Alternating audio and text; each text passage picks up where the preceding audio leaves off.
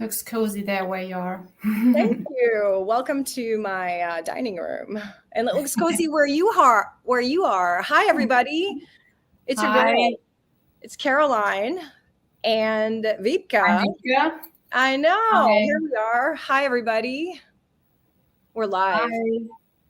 Hi. Thanks for joining us, everybody. We're here for another leadership interview. Today, we're joined by, well, I'm happy to be back, first of all. Thanks for having me. We've got Holly also backstage, executive producing this event. And we're joined by Bugatti's managing director for brand and lifestyle. Again, Vivka, it's a pleasure Yay. to have you. Thanks. Pleasure to see you. Thanks for having me. Yeah. Thanks for having me, Caroline. Yeah, it's good to have you. So today we're talking about diversity, just a pretty hot topic. I love that we are looking at global trends amongst us because it's so much more than what's happening in one place. It's a global movement. Yes. But specifically, this authenticity word that I hear more and more. I think in our community, I think there's 25,000 of us in this women automotive network community. Wow. Yeah, it's pretty big. Didn't know, that's a lot. Yeah. That's It's great. been growing pretty fast. Yes. What I find is that when we're introducing ourselves, we have these beautiful titles and we have these responsibilities that are transparent in our titles, but Yeah. I feel like what we're more interested in is like getting to know each other as people. So in the context of that, from the top here, tell me, how do you like to introduce yourselves outside of, the box that you occupy in a brand? The title, title is Managing Director of Bugatti Brand Lifestyle, which is the entity of brand expansion. But I would introduce myself in that role of helping expanding the Bugatti dream, expanding it into new categories, creating new experiences for customers and the aspirational world. And yes, for sure, creating business, right? But this is kind of this uniqueness of the brand, bringing this out to the world. This is the job is about, and this is my role, and I love what I do. So, and then what about you as a human being in the context of not necessarily the box that you describe and operate in? What do you like to share about yourself when you get introduced to new gangs like us here? Yeah, I mean, what I'm lucky to have that position. So it's a very creative job, and I'm kind of in that segment. It's a very business-driven, also analytic kind of position, but it's really versatile, and this also fits my character very well. So we are creating new categories, new products, and there's a lot of creativity. Analytics and for sure business development part and a lot of strategy which comes in the beginning. So all this combined, I think fits my character very well because you have a lot of different facets to play with, and it's not really narrow. It's very broad. So this is really I think the combination of the both. Yeah, that's nice. It goes beyond the box that we all sort of think about. Yes, when we see a title is just a title, right? I mean, yeah. But we place so much importance on the titles, and at the end of the day, describing the work that we do, and especially in your case with so much creativity, is really important, I think. So in your since we last spoke, so we were together in Stuttgart in summer, right? September. Yeah, in September for What Makes a Good Leader. And it was a panel. I don't know if anybody that's in the audience today was there, but I feel like we left a lot of unfinished business on that stage. We left a lot of topics a lot to discuss. Yes. Yeah. So since then, I think for you, there's been some shifts in your career. There's been, some happening. So why don't you brief us real quick on what's been happening since we last saw each other? Well, the last year was a big one for everyone, let's say. What happened? So my background is the luxury industry. So that's where I come from. I've been working for the Richemont Group for over a decade, let's say. And I came into automotive more or less by accident. So that we can talk about that later, accidents and career jumps, let's say. So what we did in Bugatti is really creating that experience and broadening it over the last 6 years. And we had last year was the best year ever since the, let's say, inception of Bugatti International, which is in a way, wow. Yeah, it was a fantastic year. It was, I mean, Bugatti International is, it's because of the history. It's a company in the company, so with its own P&L. So it's like a very entrepreneurial setting. So the whole team thinks very entrepreneurial. And the last year was amazing. So I think we overachieved by 30% the budget. So it was amazing. But on top of that, the brand has shifted under the umbrella of Bugatti Rimac with a headquarter in Zagreb, Croatia. And I just joined just in May the Bugatti Rimac Group. So this is a big shift in terms of kind of company out of the big group to that new company, and reporting to Marta Rimac, who is the CEO of the brand, and a lovely leader. And we can talk about that later as well. So there's a big shift in terms of, let's say, changing the team. Most of the team will also join. So there's a big change at the moment. But on the other side, the business grows since years now. So it's a fantastic time at the moment. A lot of projects. Yes. That sounds super exciting. Lots of changes. Same role though, right? Like same realm of responsibility. It's the same role because I really enjoy what I do. So it's in that sense, it's it's the same function we're still with the brand because I really like where we are at the moment, and I still see growth and learning in many facets in what we're doing. Let's say we just here, what you see behind me is our latest baby addition to the lifestyle universe. Let's say the Bugatti Residences in Dubai. So we just created this new business, and this is a render, but it's work in progress. So the whole team is more or less working on this, and there's a lot going on, and there's still a lot of learning. So it's a lovely brand anyway to work for and to stick to it.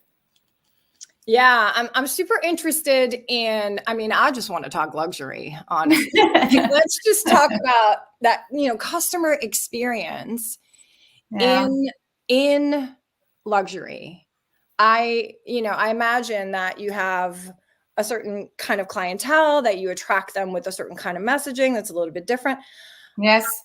How you talked about the projects that you have, creativity, like how does a project like that, like the Bugatti house, how does that all come together across the different parts of communications with customers and things of that nature? Like what's the essence of how you connect with customer at that level of luxury?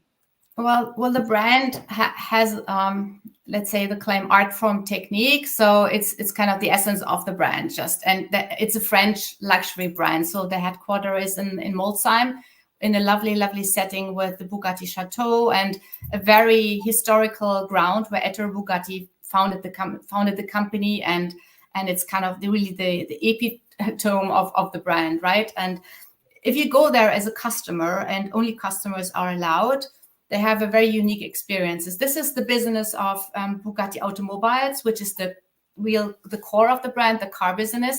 But if you as a customer come there, it's a very unique experience. And I think what separates luxury from other experiences is really tailored to the unique customer. So they get a very unique experience, and it's very, tailored to that person. So it's really about the experience, less about the product, although the product is in the core. But it's really about experiencing, the essence of the brand there. Yeah, I feel like everybody could use a little bit more luxury in their life right now. Maybe not to this, to this level, but to be spoken to as a customer, and nowadays I think also as an employee, in terms that resonate with who you are as a person, intimate, to be spoken to at that level, I think is something that really is attractive about bringing some of the ideas of luxury clientele service into more of the mainstream. And I would love, with the technology that we have available to us nowadays, I'd love to see more brands speak to me as personal level, right? Right. I mean, clearly it's working for you. You just had the best year ever. And, you continue to create these experiences that deeply connect your customers with your brand. I think we can all take a little bit of inspiration from that in the work that we do. But this is also what I think it was McKinsey who said that authenticity is the most important consideration for developing luxury and lifestyle. So they say I think it's also everywhere. You can fake it or you can try, but you won't be successful, right? So and also not happy probably. But for brands, it's even more important to not broaden too much and to lose your true DNA. And this is also what we're doing in my area, where we really work with the essence of the brand, then looking in which segment we can bring the partner and which kind of category we can add, but then always with the design and with the elements we have to form really unique experiences and even unique pieces. Look, our cars, we have a lot of one-offs, so made to measure. Right. This is also a trend, which goes also into that personal wishes, personal taste, personal desires of the clients.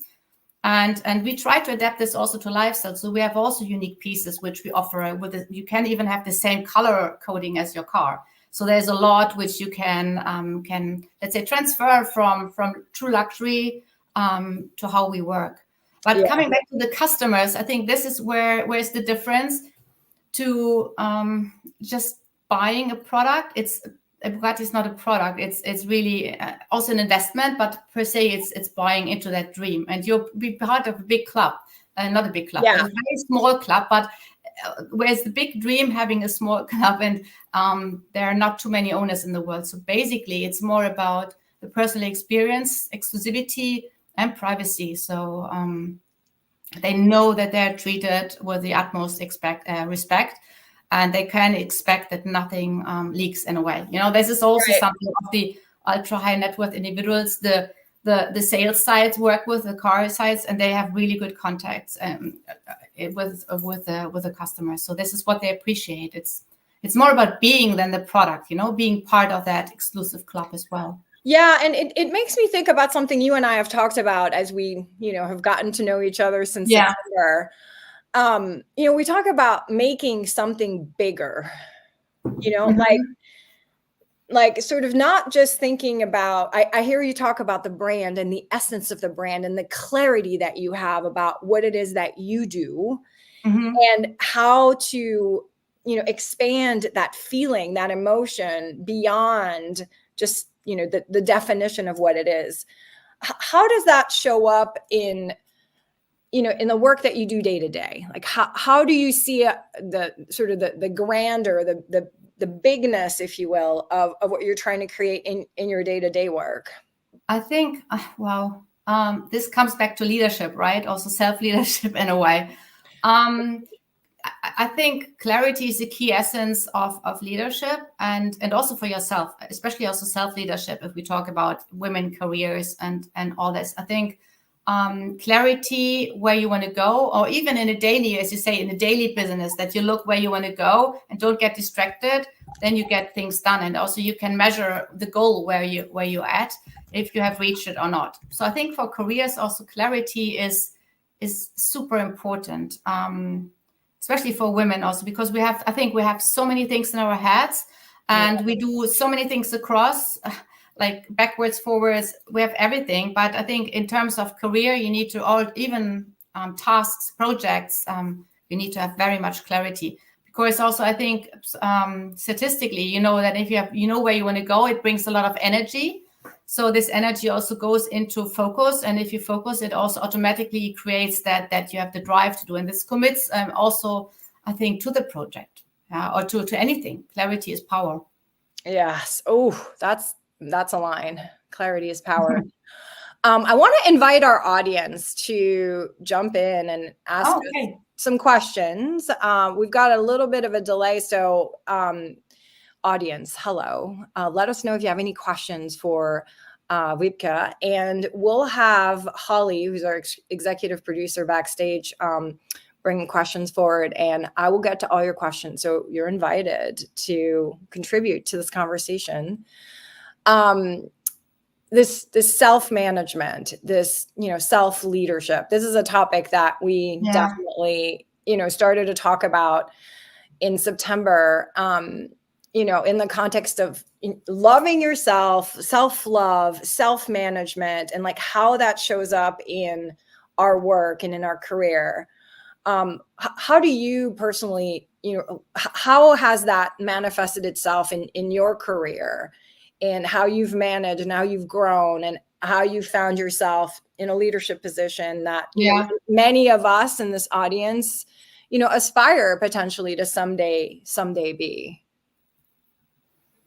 Well, I think we talked about it. I sometimes refer to the princess syndrome, that I think, which is hoping you would bring it up.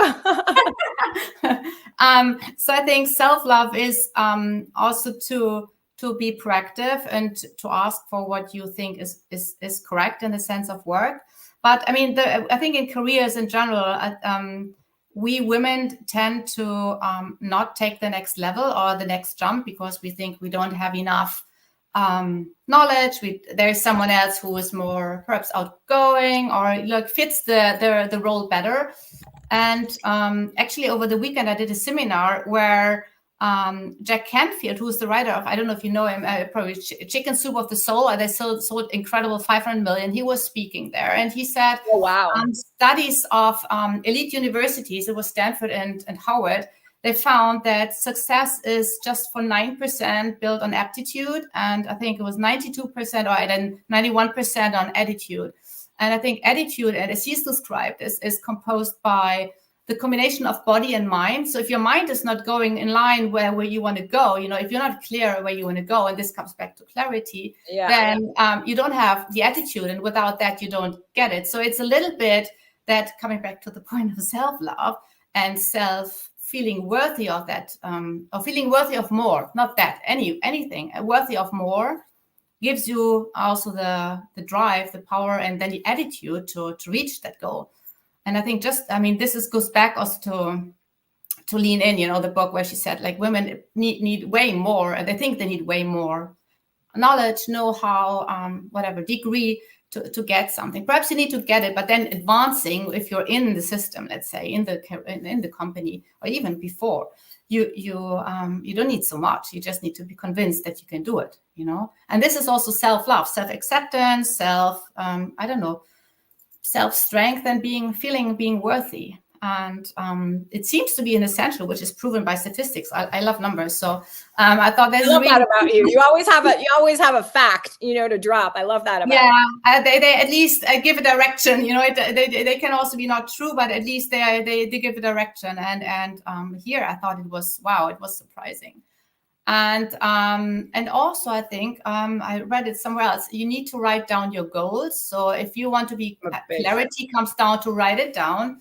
And there was this professor, I think he was from Yale. He said people write down their goals earn over lifetime 9%, 9 times more than people who don't write down their goals. So, wow. And we women, I think we're super good in to-do lists and having everything very organized. But I think of our careers, we sometimes have a bit of lack clarity or the next step, 1 year, 3 years, 5 years. So I think this is something where like self-reflection and self-love comes also in. Put yourself, then sometimes also your career also first. It takes so much time of our lives. Yeah, no doubt. I find that self-awareness and like knowing what my strengths are and knowing like what really gets me going helps me be a better leader, to just know that I'm going to show up as probably the most positive person in the gang. You're a very positive person, always smiling. To have that awareness and for me to know, okay, this is going to be a tough conversation. Yes. Let me temper the positivity so that I don't come across as, being out of whack, if you will, with the tone or, oh, this is a party, we're going to turn it up and we're going to get everybody organized. I think like knowing what are the things that make us really special. Yes. Yeah, it helps us develop a career that, instead of looking everywhere for the role that might be good for us, for us to go forward in our careers with our strengths in mind, and knowing that we have an ability to have a bigger impact if we're working in our area of strength.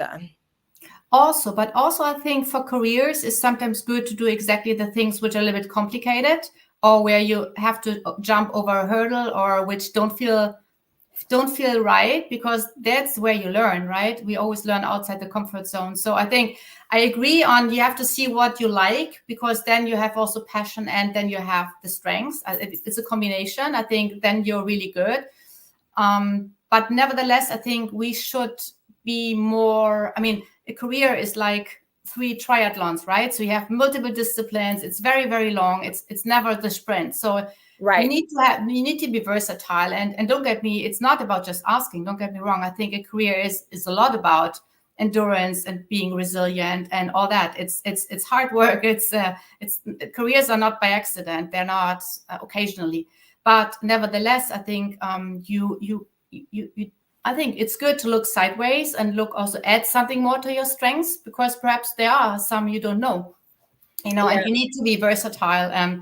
In these days, everything is so connected. You can't be, I mean, we are very specialized, but on the other hand, we're very, very broad in the skill set, from negotiation to market analytics to doing products, pricing, all that. So, but in the end, yes, I think you need to add a lot of knowledge as well. Don't get me wrong here.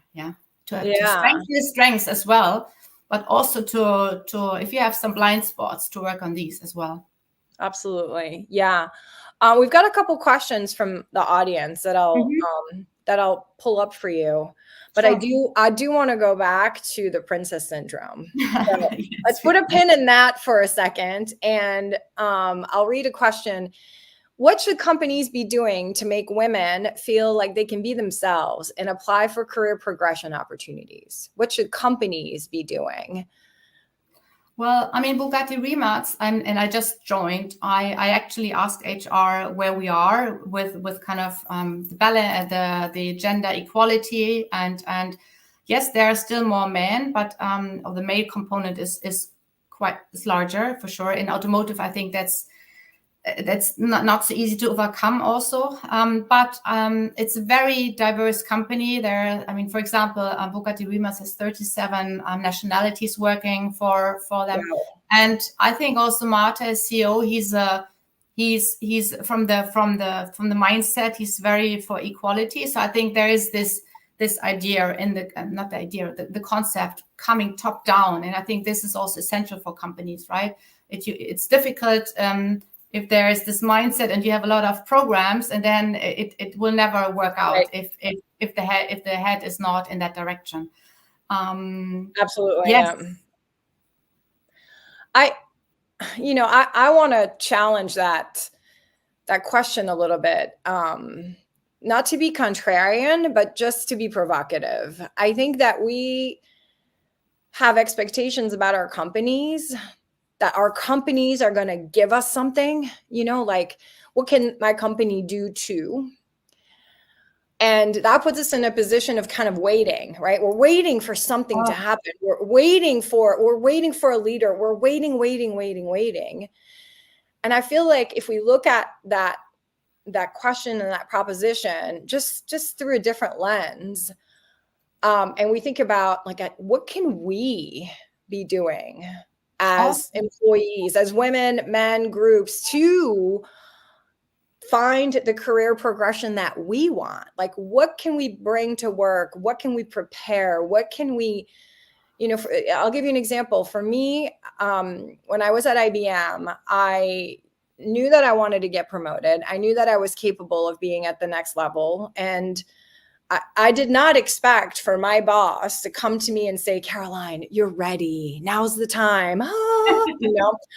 I just knew that I needed to be fully prepared with all of the things that were necessary to make it to the next level.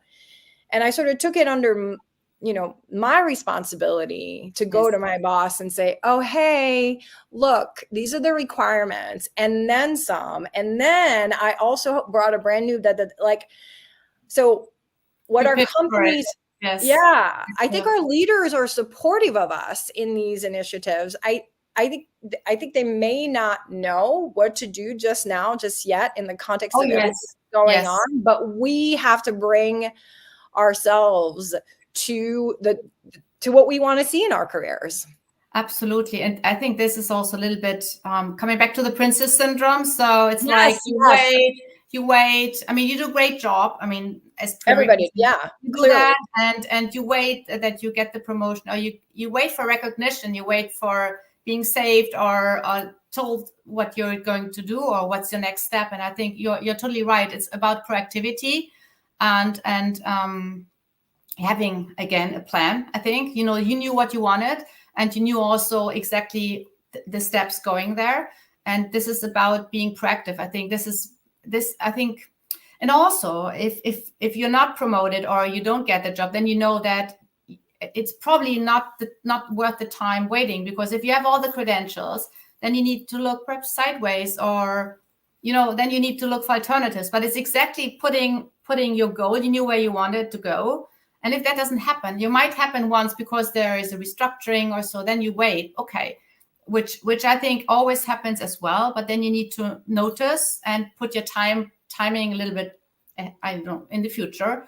But then you need to know that if it happens a second time, that you take consequences also.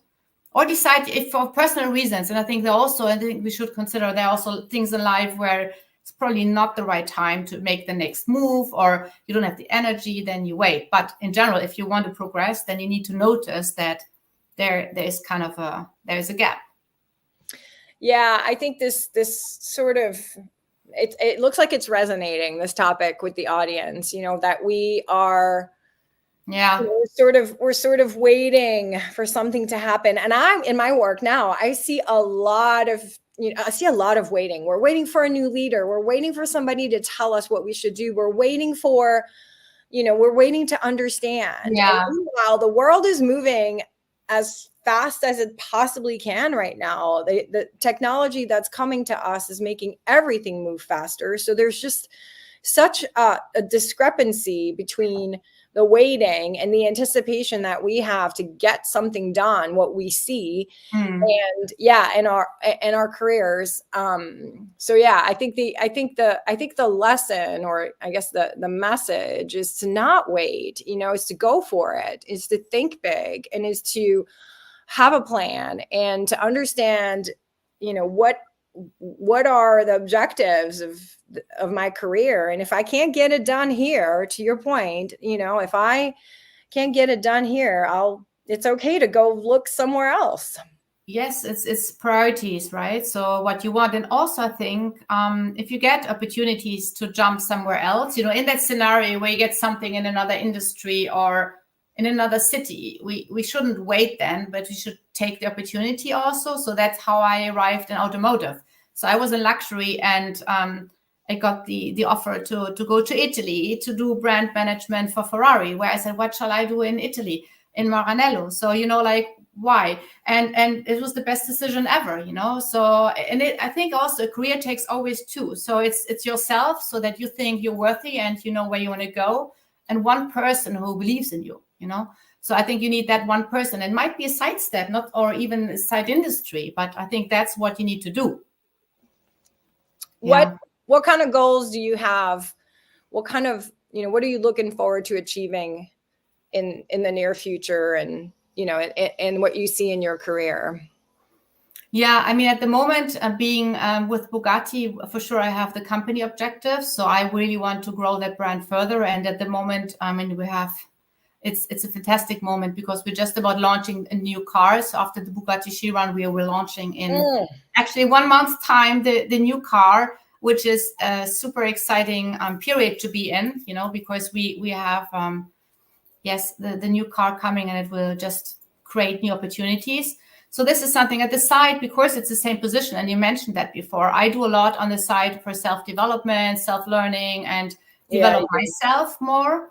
And as a next step, yes, I mean, from my working, I'm very entrepreneurial. So I have my own we have our little company. So it's really what I enjoy. So I don't know what the future will bring now, but for sure I stay with Bugatti for the moment and continue the great journey there. I love when your own personal goals, this is a great example, by the way, like when your own personal goals bring you to a job where you can actually do that. Yes. And that's the connection. Totally. That's the integration, if you will. When you say, I want to grow this brand and I want to, like, I'm here and this is what I came to do. And I want to grow. I want to use all the plans that we have to bring this brand to the next level, to deepen the connection with customers. Like, that's the ultimate alignment to me. Yes, and this is why it's make it so enjoyable also, and it's very gratifying, in that sense, because it really connects a lot of elements I enjoy, and it took also a long time. So I started on working the strategy and the vision is 7 years ago. So now you see it, it's also something where you see now, or let's say the last 6 years, we grew by, I don't know, 230%. So it is like just growing, and it's also fun to see that because you build it up from very low level. Yeah. And now you see the fruits, let's say. And this is really, I think, build up quite a good business model here. It's also fun to see that it works. And this is really, this is what I enjoy, and the team as well. So I have a great team. Yes, the team for sure. Don't do it alone. No. But like the amount of success that you're talking about, like 230%, like who doesn't want those kinds of numbers nowadays? Like, this is just insane. This is great, but this didn't happen overnight. None of this happens overnight. I feel like one of the things that I see in the women that I mentor and that I work with, especially in this industry, is like we have, we're kind of waiting a little bit, but we're a little bit impatient too. We have like this sort of,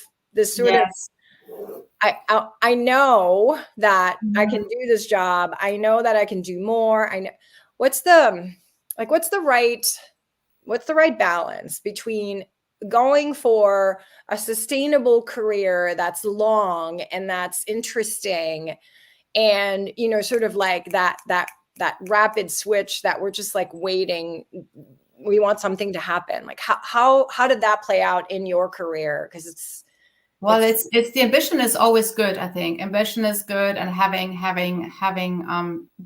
dare to grow, I think that's great. But it takes time. And I think also companies, and I experience this now myself, it takes really sometimes longer than even they want or intended. So it's something you can just manage by having your path clear, I think, and to see what you want to do, but getting all the assets you need, as you also mentioned. And I think you need to be a little bit patient. But I think what can help is to have with HR or superior a plan. If they say it's not possible in that moment, that you say, okay, but let's make a plan together with someone, together with your team lead, together with HR, and to discuss this. I think you need to bring it out so that it's also transparent for others, because we women assume also others know often. Right. Men speak about it and say, I want 10% more, 20% more, or whatever, and I want that job in 3 years. What shall I do? I think we need to address it very clearly. And for yourself, you just need to be, I think it's great if the woman knows what she wants. I think that's fantastic. Yes, you need to be a little patient and getting there. Then and if there is an opportunity at the site or somewhere else in another department coming up, then take it. Yeah. There's something you said about I can't remember exactly the words, but I heard, be clear about what you want. Yes. Be specific about what you want. And for me, it kind of shows up in the storytelling, and how we tell our story, and how. Absolutely. Right. So I know, I find that one of the most important things that we have to master as we, grow our career is our own story, our introduction, for example, or our responsibilities, so that we own the narrative, if you will, or at least put out in the world the words that we want to see associated with us, and don't necessarily leave it up to the audience to define, what is Caroline good at? Like, I love being the one that talks about what I do. And I encourage everybody to have that, first bit, that narrative, like we did in the beginning, even of this call, Yes, true. Yeah. But I think also self-talk. I mean, I think also studies show that self-talk is kind of getting concrete in the real world. I think self-talk is manifesting in a way. So if you talk very badly to yourself, that doesn't help really much. Oh my gosh. But this is also, I mean, I love studies. So there was also, I just heard it the other day about tennis players. The top 5 talk differently to themselves than the rest of the world. The top 5 tennis players, it's when they lose a set or a ball, they say to themselves, the next ball will be better. I will win the next set. It's how they pick them up by themselves. It's how you fail. How quickly you pick yourself up after you failed constitutes your success. So in that sense, be aware what you're thinking or saying to yourself, because this is how you're acting. Yes. Yeah. So I think that's also what leaders are. I mean, good leaders and great leaders, they have a very positive self-talk, I think. Yeah, it blows my mind how the power of positive thinking, the power Absolutely. It even goes into your cells, right? They just found out that positive thinking increases your telomeres again. So it goes into your DNA. It heals. I know there are so many studies about this. So I think positivity and mindset, I mean, your body, I mean, I don't want to go that way, but I mean, it's positive thinking, and positivity is very important for many things in life. Yeah. So maybe for our audience to think about like one positive statement about ourselves, about each of us, to carry forward into the world from this discussion. I see it in some of the, the yoga type work that I do. I see it in the corporate sense. And, for myself, I see that, when I have a positive manifestation about myself in the morning, and sometimes it's just like, damn girl, you look good today, or whatever, right? Like it just, it really, really helps. Yes. Yeah. And there's enough haters out there that we kind of have to protect ourselves and, show up in authenticity with who we are. It's totally good to be you.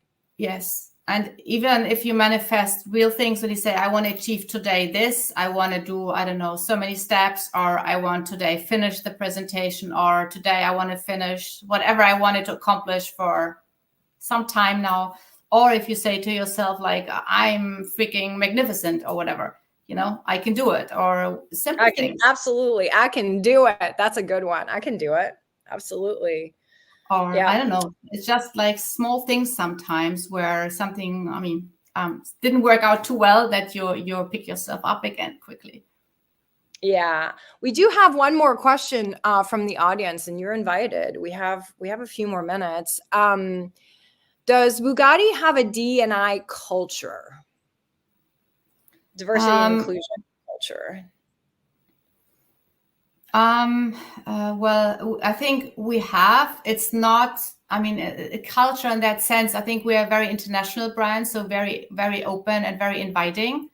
And if you talk about something in writing, I'm not sure, because I just joined. So please excuse here. I am not aware that there is kind of a code, or let's say, kind of a, how do you say, like something in writing. I don't know now.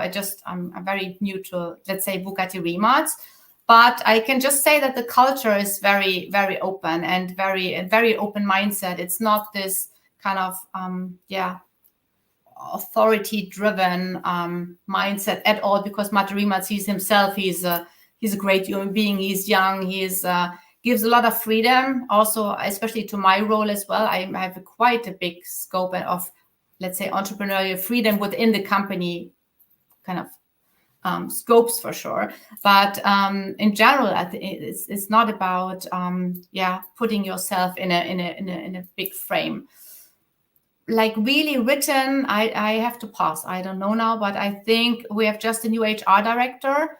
And she's nice. Great, and she's. I'm sure something like this we will have kind of composed by some time.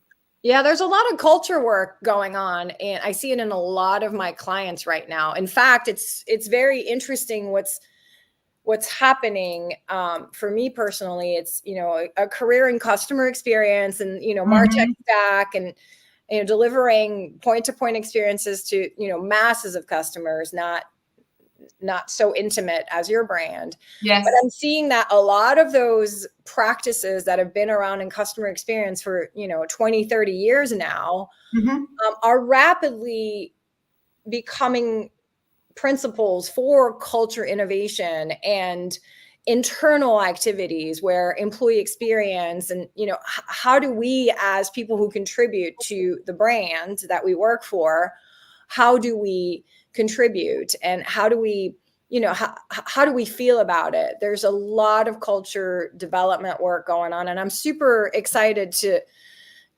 see it. I imagine that in a brand like luxury brand that has heritage, right? A lot of heritage. There's an implied and a beautiful French one nonetheless.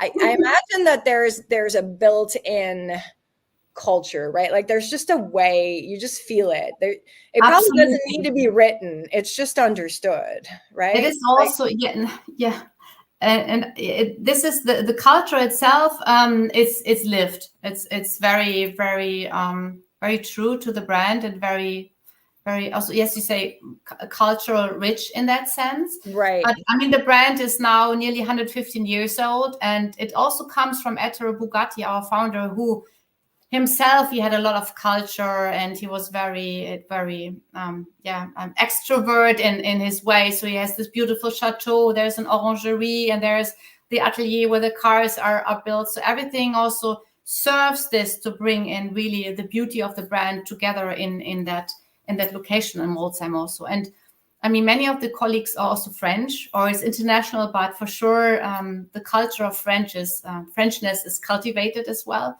And yes, there is this kind of uniqueness of the brand is always elaborated also in the beautiful designs. And Ettore and his son John, they created these pieces which are at that time are really outstanding, unique pieces of cars as well. And this kind of being a little bit eccentric is also still part of the culture of the brand.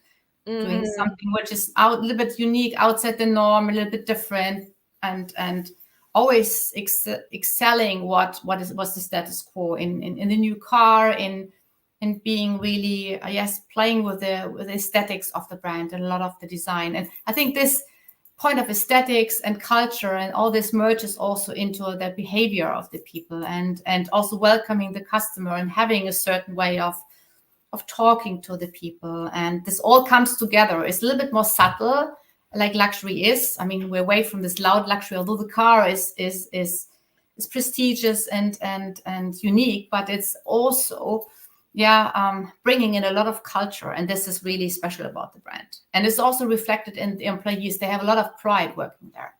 Yeah, I bet. Now I really want to come visit you. Yes. Come spend some time with the French people. Bonjour. So we only have a few minutes. I'm going to go a little bit over because it's such a good conversation. To wrap up, taking all of the topics, there's so much to talk about when we talk about diversity and when we talk about authenticity. And, I love how clarity has come up as a huge theme. Like, what's one piece of advice, like to wrap it all up? What do you want to leave us with in advice or recommendations or? I think, well, there are two. I think dare to dream big in terms of career, go one step further, and also probably dare to ask or dare to speak it out, because as we notice, I think women are not so direct often in their planning. I think it's for any young woman, but also for achievers. I think we sometimes think, oh, we can be happy where we are. I think it's enough, and why not? But I think especially leaders, and this comes back to the princess systematic, that I think leaders, they take the leap, they jump, and that's why I think in order to grow, and leaders want to grow, you need to go further, because otherwise you go backwards. If you don't go forwards, you go backwards, right? So this is don't stay where you are. Dare to grow is what I'm hearing. Dare to speak your mind. Be daring. I love this word. I love this word for us. And in many facets, it's not just the next step, but I think you know yourself if you grow in a task or in that week and that month. Also reflect on what you learned and what you did good, and also where you want to become better. I think leaders grow. They grow by nature. That's why leaders are innovators in companies, and that's why they are added value to each company, because they push the boundaries. And everyone has to be his own leadership, Yeah.